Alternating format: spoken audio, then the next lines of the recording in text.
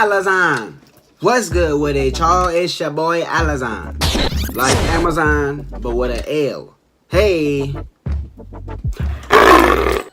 Hey, y'all. No Q&A for today. I just saw this video online, and I was interested in it. You know what I'm saying? I didn't take one of y'all requests this time. I was just, you know, I feel like this would be very beneficial in my life. It says it's 5 life hacks that will motivate you to do anything. Like what? Well, how? To do anything? I'm kind of interested into seeing what is gonna motivate me to do anything. Like drink a bottle of doodle. You know what I'm saying? Like, can I do that with this technique? Or pee in my own mouth, or you know what I'm saying? Like chop lettuce and then use that for toothpaste. You know, like anything? No, I'm playing. The improvement pill here. Welcome to lesson 9 of the TAME course. In our previous lesson, we spoke about 3 biological factors that affect how we recharge our levels of willpower throughout the day. Now, I'm sure a lot of you guys were under the assumption that these factors are responsible for the majority of our willpower. Today. And this was in fact Put your phones away, kids. Of the entire scientific community for a long period of time. Keep them out, However, recent studies are pointing to the fact that these biological factors may not be as important as we once thought they were. Instead of being responsible for something like 70% of our willpower throughout the day, it's likely that these factors are only responsible for something like 30%. Chances are what goes on in our head plays a much bigger role in regards to our levels of willpower. And that's what we're going to talk about today. 5 psychological factors that will make you more motivated and increase your levels of willpower and keep you out of a state of ego depletion. The first is something called chunking. One of the best examples of chunking comes from one of the world's greatest magicians, David Blaine. Blaine is well known for his stunts of endurance. He once spent over 63 hours encased in a block of ice, and you can only imagine how much willpower that required.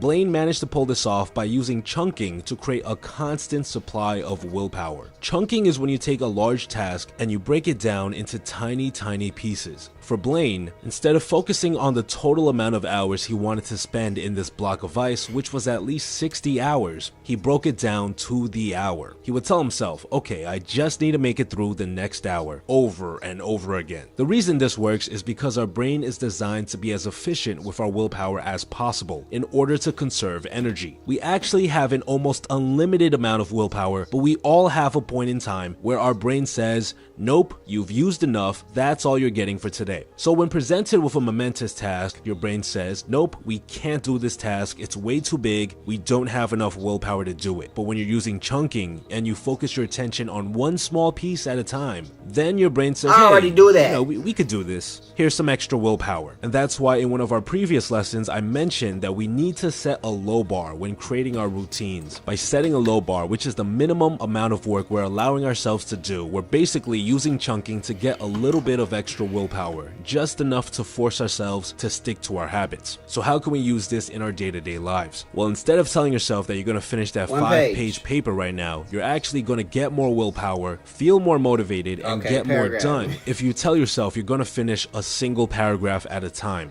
On top of that, chunking also increases the amount of confidence we have. Confidence is the second psychological factor that influences our levels of willpower. The more confident you are about a task, the less willpower it will require. Let's say that you want to lose 20 pounds. If I asked random strangers on the street how confident they were about this, most people would say that they weren't confident at all. However, if we use chunking and we cut this down to just 1 pound, most people would say, yeah, I could do it. Confidence is all about the small wins. By paying attention to small milestones, you actually become more and more confident towards your end goal. You start believing that you can actually do it. A great way to build confidence using small wins is by tracking your growth. For example, if you're someone who wants to lose weight, it's very effective to download an app like MyFitnessPal that allows you to track your progress. By tracking your weight and slowly watching your weight drop, this boosts your confidence and it requires less and less willpower to go back to the gym or stick to your diet. The third way we can influence our levels of willpower is by changing how we view willpower itself. Now, I know in our previous lessons, I stressed the importance of things like avoiding ego depletion, and I taught you about ways in which our willpower levels are depleted. These things are real and serve a purpose, but a study conducted in 2010 by Professor Jobvi found that how we view willpower can severely affect our levels of it. For example, if you believe that willpower is limited, then you'll actually lose willpower faster than someone who believes willpower is unlimited. So what can we do about this? Well, let's establish the truth about willpower once and for all. The truth of the matter is, our levels of willpower far exceed the amount we use throughout the day. Our brain just likes to set a limit on it. However, if you've been studying the TAME course, you've gained some knowledge about how it all works. And knowledge is power, which means you have more control over your willpower. So I like to believe that by studying willpower, I actually know how to tap into my unlimited willpower more than the average person. And by adopting this very belief, you'll find yourself with more willpower in the long run. The fourth way we can influence our levels of willpower is by changing our identity. When you have an identity that aligns with your goals and the habits that you're trying to build, this decreases the amount of willpower required to stick to it. Now, this is easier said than done. How can we change our identity?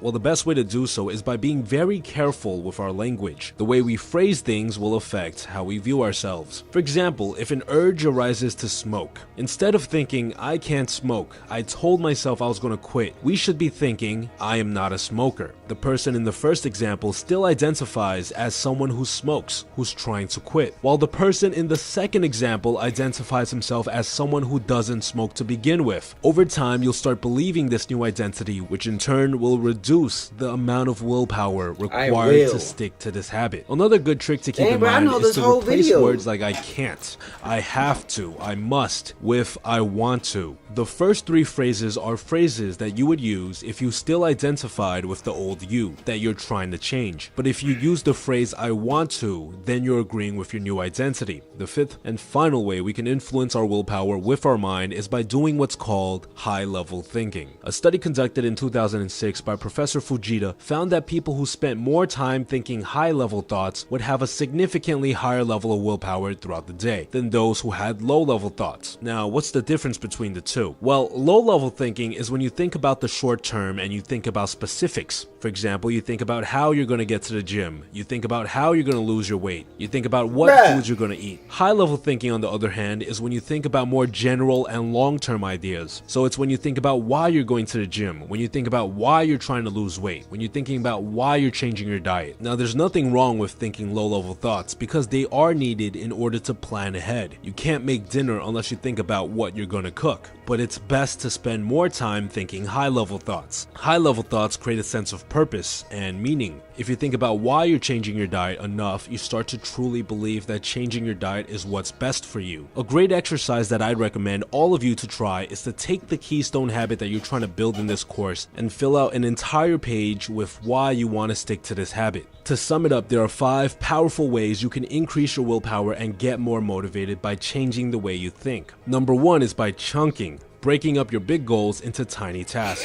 Number 2 is by increasing your confidence so that you start believing that you can actually accomplish your goals. Number 3 is by changing how you view willpower, that you're someone who can tap into their unlimited well of willpower by studying and practicing how it all works. Number 4 is by changing your identity. It's easier to quit smoking if you don't identify as a smoker. And number 5 is by spending more time thinking high-level thoughts. And just to clarify something, the biological factors we mentioned in our previous video are still important. It's still going to be very hard for you to stick to your habits if you barely slept the night before, but studies are simply pointing to the fact that these psychological factors play a bigger role. I know I mentioned before that we actually have far more willpower than we think we do, so in our next lesson we're going to learn how to increase the amount of willpower that we can tap into. The TAME course was brought to you with the help of the patrons of this channel. If you're someone who's found value in this course and you'd like to give back, it means a lot to me if you could become a patron. So all of my patrons receive perks and benefits which you guys can check out in the link right here. Besides that, guys, stay tuned.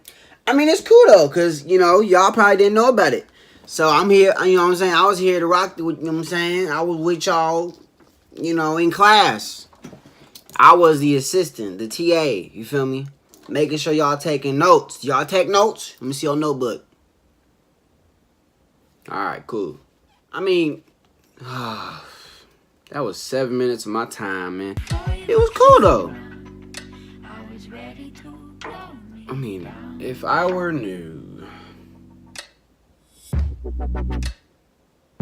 I give it a 9. You feel me? Just because a lot of people don't think that way. A lot of people don't have high level thoughts. A lot of people say can't in any situation that they put themselves into. I can't. Like, that's a cuss word. To me, that is a cuss word. Can't. Because if you put your mind to it, literally, if you put your mind to it and you really try, you can and you will succeed. You feel me? There is no can't. Unless it's like something super that you really can't do. You know, flying to space from your own body. Unless you are dead or something, you can't do that. Okay? But you're not able to do that. See, I don't even like using can't. You're not able to. You feel me? Can't is not a part of my vocabulary. I just cuss like 8 times. You feel me? Yeah, but you know, it's cool. It's cool to open, you know, people's minds and blah blah blah. Thank you for watching. I hope y'all know the motto, man. You don't start off by saying you're gonna build the biggest, most beautiful brick house in the world, y'all. You don't start there. You start off by saying you're gonna lay this brick as perfectly as a brick can be laid. You do that every single day, y'all, and soon you have a brick wall. That's saying whatever you're going through in life, y'all, whatever you're grinding for, please take it one brick at a time. And stay cool for a brother.